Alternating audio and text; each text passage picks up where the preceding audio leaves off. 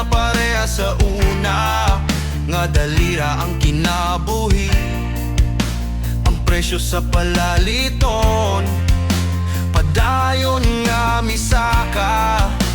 Bisan ng sukaranan, lisod na kayo paliton.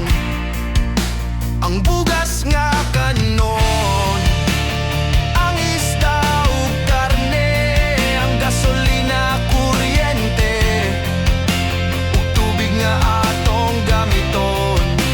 Tanang butang misaka, ang presyo nagkataas.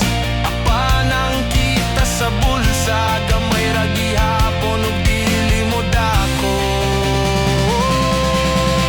Lisod na kayo karon, mag-budget sa matag adlaw.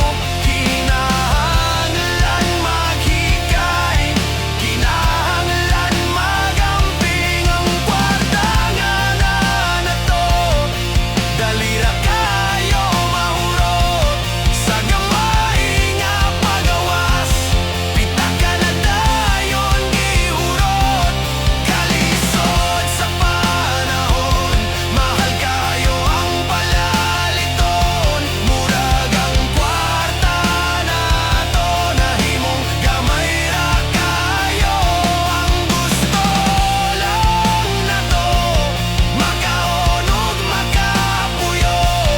Pero ngano man karon, lisod na kaayo maangkon.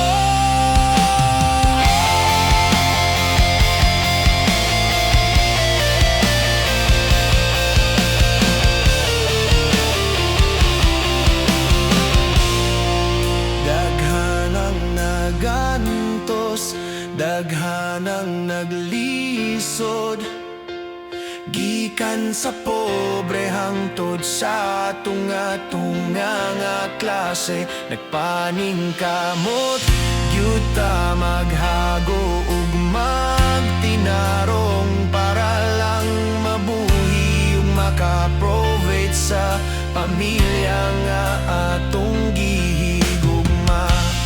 Bisan pa man og lisod, bisan pa man og higpit,